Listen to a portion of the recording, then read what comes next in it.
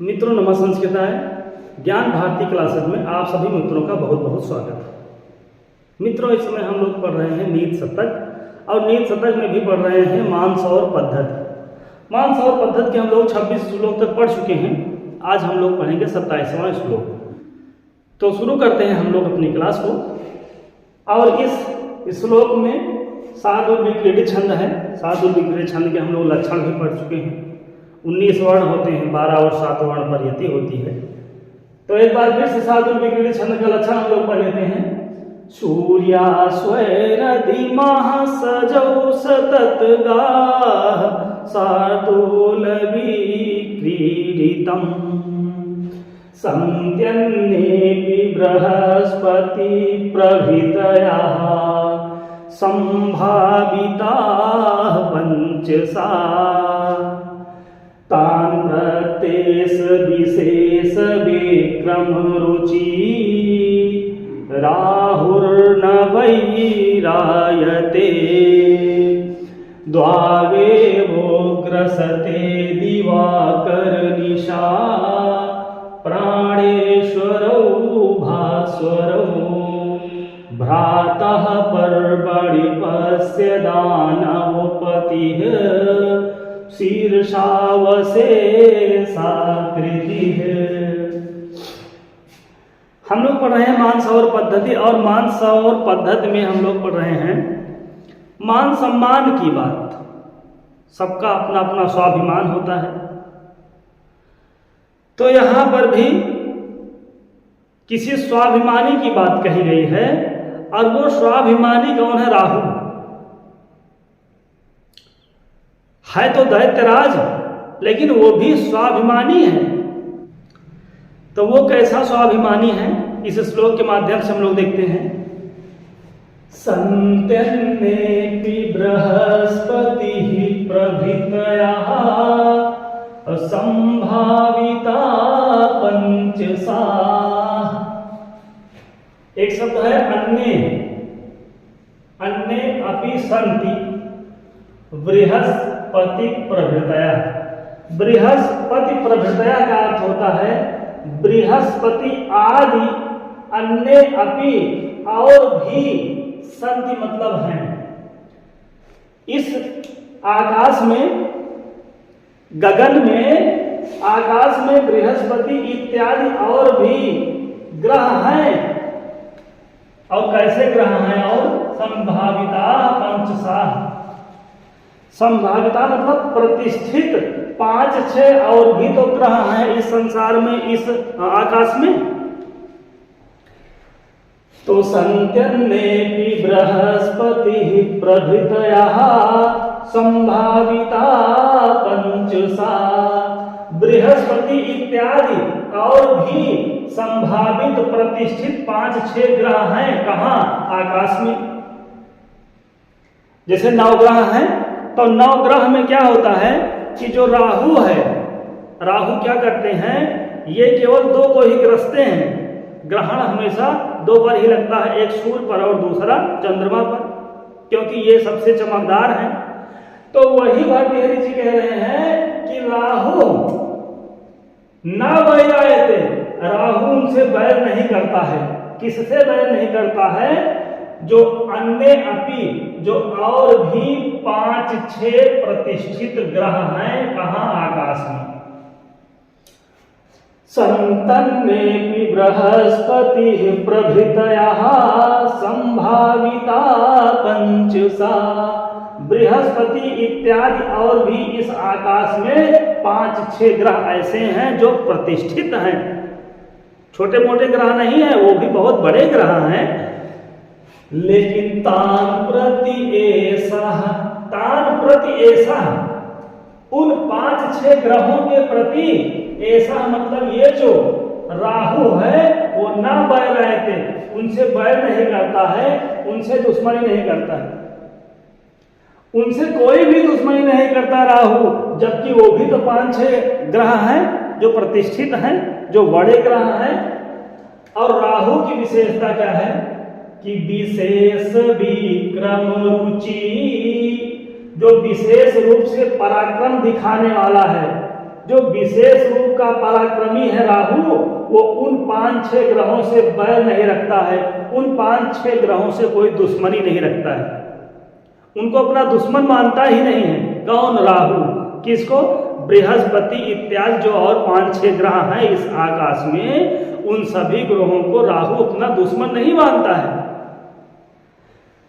तो शंतन में भी बृहस्पति प्रभृतया संभाविता पंचसा तान प्रत्येष विशेष विक्रम रुचि राहुर्न वैरायते।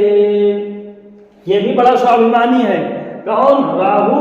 राहु क्या करता है? जो बृहस्पति इत्यादि 5-6 ग्रह और हैं इस आकाश में ना, उनसे दुश्मनी नहीं लेता है, उनको अपना दुश्मन मानता ही नहीं है। राहु की नजर में बृहस्पति इत्यादि जो 5-6 ग्रह और हैं आकाश में, वो छोटे हैं। तो जब छोटे हैं ग्रह राहु से, तो राहु फिर उनसे दुश्मनी नहीं करता है, उनको अपना दुश्मन नहीं मानता है। अब करता क्या है कि द्वावेव ग्रसते, द्ववेव ग्रसते, इसको अगर हम लोग अलग करेंगे तो द्वौ धन एव अयादि संधि हो जाएगी, वह है और वह में अव की मात्रा लगी है, ये हो जाएगा। और अव के बाद स्वर आया है तो अव के स्थान पर हो जाएगा आव, अयादि संधि हो जाएगी। तो क्या करता है राहु? ये दो एव ग्रसते, दो ही ग्रह को ग्रसता है, दो ही ग्रह को ग्रहण लगता है। द्वावेव ग्रसते दिवाकर निशा, जो दिवाकर है और जो निशा, जो निशाकर है, दिवाकर मतलब सूर्य और निशा प्राणेश्वर, निशा मतलब जो रात्रि करते हैं अर्थात चंद्रमा, और ऐसे प्राणेश्वरव और वो है भास्वरव। भास्वरव का मतलब होता है चमकदार। जो सबसे ज्यादा चमकदार दो ग्रह हैं इस संसार में, इस आकाश में, और वो कौन कौन है? दो, एक है दिवाकर और एक है निशाकर। तो सूर्य और चंद्रमा जो प्रतिष्ठित ग्रह ही हैं दो, उनकी राहु की नजर में, राहु की नजर में सबसे जो शक्तिशाली, सबसे जो चमकदार बलशाली ग्रह हैं वो केवल सूर्य और चंद्रमा हैं। इसलिए राहु क्या करता है कि द्वाव एव ग्रसते, दोनों ग्रहों को ही ग्रसता है, बस उनमें ही ग्रहण लगता है। बृहस्पति, मंगल, बुध, शुक्र, शनि, इनको छोड़ देता है, इनसे कोई मतलब नहीं रखता है राहु।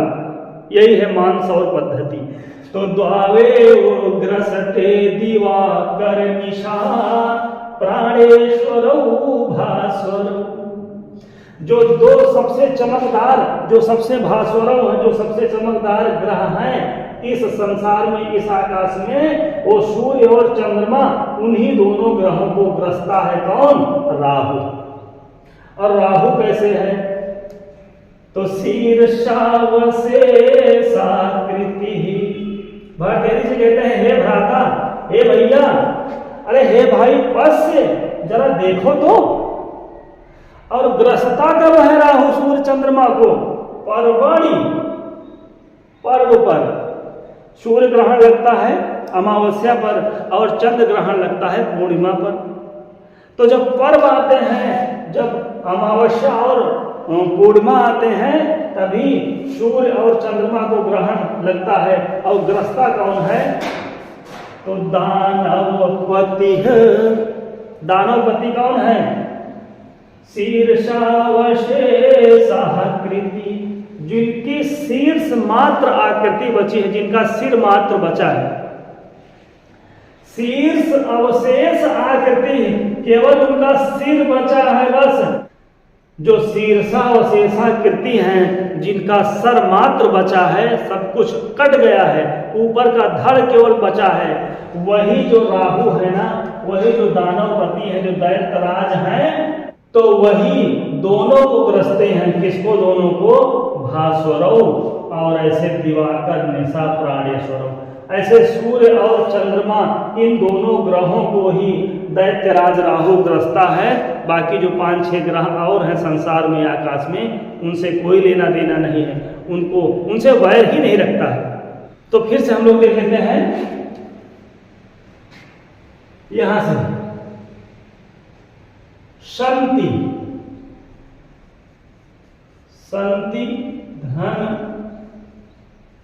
अन्य धन अप। सत्य मतलब है, कौन है? पंचसाह 5-6 प्रतिष्ठित ग्रह हैं।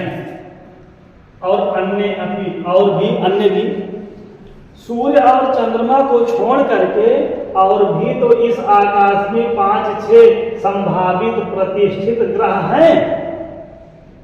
लेकिन तान प्रति एसह प्रति धन ऐसा यह संधि, तो तान प्रति उन सभी 5-6 ग्रहों के प्रति ऐसा मतलब ये है, ये कौन? जो विशेष विक्रम रुचि है राहु, जो विशेष रूप से पराक्रम दिखाने वाला राहु है, वो उन 5-6 ग्रहों को ना वैर आए थे, उनसे वैर नहीं करता है, उनसे कोई दुश्मनी नहीं रखता है। तो तान प्रति ऐसा विशेष विक्रम रुचि राहुल न वैरायते। और ग्रस्ता किसको है? ग्रहण किस पर लगता है? तो द्वावेव ग्रसते, दो एव ग्रस्ते, दो को ही ग्रस्ता है। किसको? दिवाकर निशा प्राणेश्वरौ भास्वरौ, जो सबसे भास्वरौ है, जो सबसे चमकदार है, सूर्य और चंद्रमा, उन्हीं दोनों ग्रहों को ही ये दानवपति जो है वही ग्रस्ता है। तो हे भ्राता, हे भाई, ये संबोधन है। भ्राता, हे भाई देखो तो, पद से देखो तो जरा। और ग्रस्ता कब है? पर्वणि, पर्व पर। जब पर्व आता है, जब अमावस्या आता है, तब क्या करता है कि सूर्य को ग्रसता है। और जब पूर्णिमा आती है, पूर्णिमा की रात होती है, तो उस पूर्णिमा को चंद्रमा को ग्रसता है। कौन? राहु। अमावस्या और पूर्णिमा आता है तभी क्या करता है? जो शीर्षा और शेषाकृति राहु है वही ग्रसता है। दानवपति, जो दानवों का स्वामी है, दानवपति है, और उसका शीर्षा और शेषाकृति मात्र बचा है, उसका सिर मात्र बचा है। तो द्वावेव ग्रसते दिवाकर निशा प्राणेश्वरौ भास्वरौ भ्राता पर्वणि पश्य दानवपतिः शीर्षावशेषाकृतिः सूर्या स्वैरधिमः सजौ सततगा शार्दूलविक्रीडितम्। एक पौराणिक कथा ये है कि समुद्र मंथन से निकला था अमृत, और जो अमृत निकला था तो देवताओं को वही पिलाया जा रहा था अमृत। तो देवताओं की लाइन में ये जो राहु है छल पूर्वक, कपट पूर्वक अपना भेष बदल करके उसी लाइन में भी बैठ गए देवताओं की कि हम भी कुछ अमृत पी लेंगे, हम भी अमर हो जाएंगे। तो अमृत पी तो लिया, और जैसे ही पिया है अमृत को, सूर्य और चंद्रमा को पता चल गया, तो भगवान विष्णु से दोनों ने बता दिया कि इस पंक्ति में राहु भी बैठा है, और वो क्या किया है, थोड़ा सा अमृत वो भी पी लिया है। तो भगवान विष्णु तुरंत सुदर्शन चक्र से क्या किए हैं, उसका गला काट दिए हैं। और जब यहाँ से कट गया है गर्दन, तो ऊपर वाला जो भाग है, जो सिर का भाग है, उसको राहु कहा गया है, और नीचे वाले का जो धड़ वाला भाग है उसको केतु कहा गया है। और कहते हैं कि अभी भी जिंदा है राहु केतु, क्योंकि वो थोड़ा सा अमृत पी लिया था।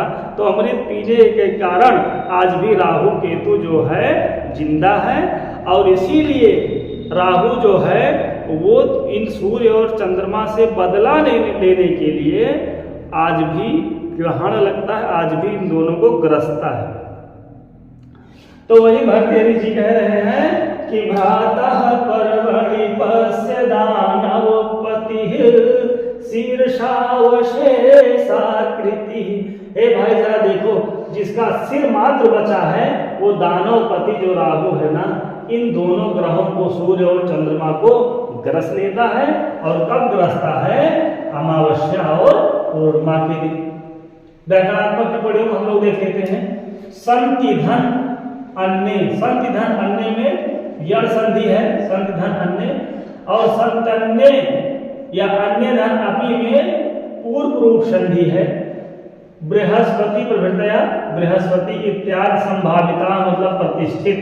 पंचसाह, पंचसाह मतलब 5 6 और पंचसाह में बहुव्रीहि समास है।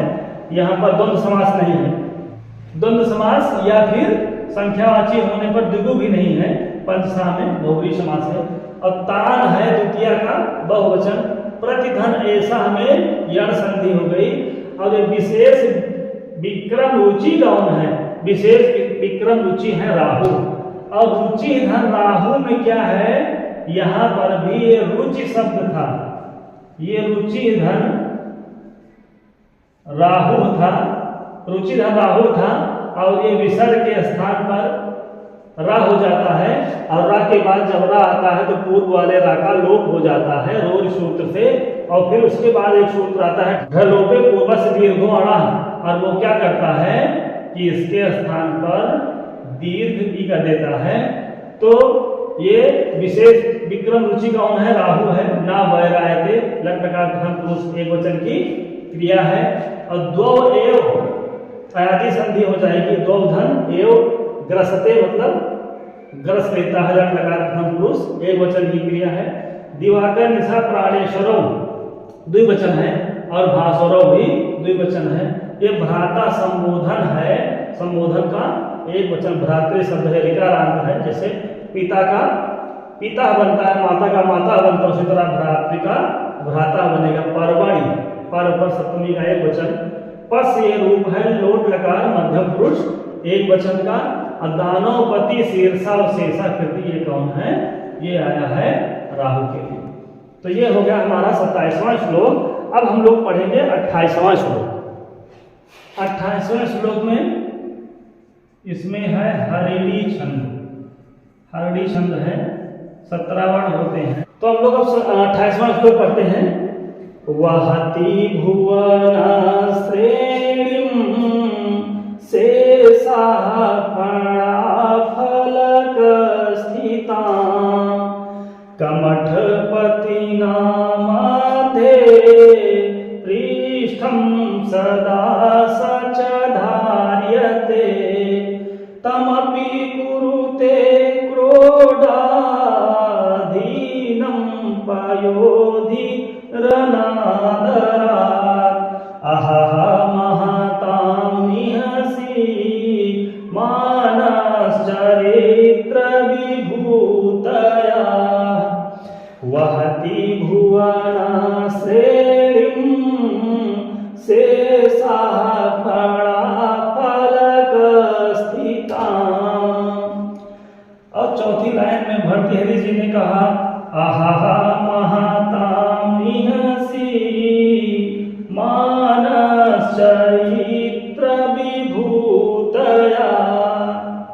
आहा, ओह, बड़े आश्चर्य के साथ भर्तृहरि जी कह रहे हैं कि आहा महताम चरित्र विभूतया। भर्तृहरि जी कहे कि महताम महापुरुषों के चरित्र की जो सीमा है ना वो निसीम है, उसकी कोई सीमा है ही नहीं है। आहा महताम निहसि मानश्चरित्र विभूतया। बड़ों के चरित्र की कोई सीमा नहीं है, बड़ों के महिमा की कोई सीमा नहीं है, उनके बड़प्पन की कोई सीमा नहीं होती। तो कैसे चरित्र की सीमा, कैसे उनकी महिमा की सीमा बता रहे हैं। वहति भुवन श्रेणीं, शेषा एक शब्द है शेषा, और शेषा का मतलब होता है शेषनाग। जो शेषनाग है ना वो ढोते रहते हैं, वो ढो रहे हैं किसको? भुवन श्रेणी। इस पृथ्वी के भाग को इस पृथ्वी को शेषनाग ढो रहे हैं, धारण किए हैं। किस पर धारण किए हैं? तो फणा फलक स्थिता, अपने फन पर, इस पृथ्वी को अपने फन पर धारण किए हैं। कौन? शेषनाग जी। तो वहति भुवना श्रेणीं शेषः फणा फलक स्थिता। शेषनाग इस पृथ्वी के भार को अपने फन पर ढो रहे हैं, अपने फन पर धारण किए हैं। यही है आहा महातामिहसी मानस चरित्र विभूतया। बड़ों के चरित्र की महिमा की कोई सीमा नहीं होती है। यही है कि बताओ, शेषनाग जी पूरे पृथ्वी के भार को अपने फन पर धारण किए हैं। और कुछ बता रहे हैं कि कमठपति नामते पृष्ठं सदा सच धार्यते। जो कमठपतिना है ना, जो कच्छप राज है, वो अपने मध्य पृष्ठ, अपने पीठ पर सदा धार्यते, सदा धारण किए रहते हैं। सह, उनको भी, शेषनाग को भी और पृथ्वी को भी, इन दोनों के भार को कमठपतिना, जो कच्छप राज हैं, अपने पीठ पर सदा सच धार्यते, हमेशा धारण किए रहते हैं। ये नहीं कुछ देर के लिए धारण किए फिर उतार कर रख दिए, सदा सच धार्यते। कमठपतिना मध्ये पृष्ठं सदा सच धार्यते। कच्छप राज उस पृथ्वी के भार को और शेषनाग दोनों को अपने पीठ पर धारण किए हैं। और यही क्या है? आहा महातामिहसी मानस चरित्र विभूतया। यही तो बड़ों की महिमा है जिसकी कोई सीमा नहीं होती। अतमपि कुरुते क्रोडा धीनं पयोधीरनादरात्। और जो पयोधी है ना, पयोधी मतलब समुद्र, और समुद्र अनादरात, अनायास ही, बड़े आराम से, क्रोडाधीनम, क्रोडाधीनम, अपनी गोद में हमेशा सबको धारण किए हैं। जो पयोधी है, जो समुद्र है, वो शेषनाग को भी धारण किए हैं, वो पृथ्वी को भी धारण किए हैं, और वो कच्छप राज को भी धारण किए हैं, लिए रहते हैं हमेशा। कहाँ? क्रोडाधीन, अपनी गोद में। समुद्र अपनी गोद में सबको बैठाए हैं। किसको? शेषनाग को बैठाए हैं, पृथ्वी को बैठाए हैं, और कच्छप राज को भी बैठाए। और कोई समस्या नहीं, अनादरात, अनायास ही, उनसे कोई बहुत ज्यादा मतलब नहीं है। जब चाहे तो समुद्र सबको गिरा सकते हैं। लेकिन यही है कि आहा महातामिहसी मानस चरित्र विभूतया। भट्ट जी यही तो बता रहे हैं कि महापुरुषों के चरित्र की, उनके बड़प्पन की, उनकी महिमा की कोई सीमा नहीं होती है। एक तो जो शेषनाग हैं वो पृथ्वी को ढो रहे हैं, और उसके बाद जो कमठपतिना हैं, जो कच्छप राज हैं, वो पृथ्वी और शेषनाग दोनों को धारण किए हैं। कहाँ? पृष्ठम, पीठ पर, मध्य पृष्ठम, अपने पीठ के बीच में। और तमपि कुरुते क्रोडा, क्रोडाधीनम पयोधी अनादरात्, अनायास ही, बड़े इत्मीनान से, बड़े आराम से, जो समुद्र है ना, वो सबको धारण किए हैं। और यही चौथी लाइन में बता रहे हैं भट्टेरे जी कि ओह, अरे बड़े आश्चर्य की बात बता रहे हैं कि ये जो महापुरुष हैं, महापुरुषों की महिमा की कोई सीमा नहीं।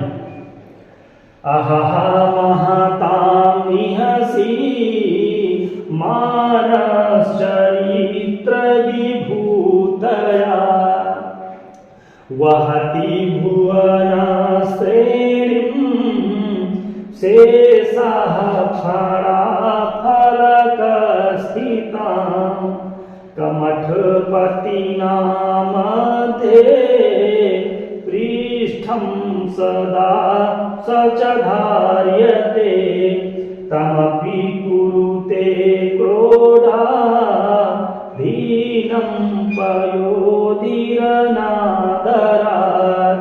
अहह महतां निहसि मानश्चरित्र विभूतया।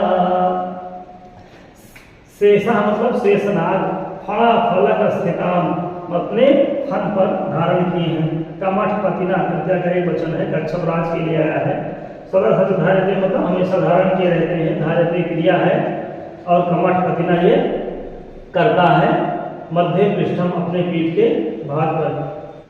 अब तमापि उनको भी क्रोध, क्रोध मतलब होता है गोद में लिए हुए, पयोधि मतलब समुद्र, अनादरात अनायासी, आहा आश्चर्य का सूचक है।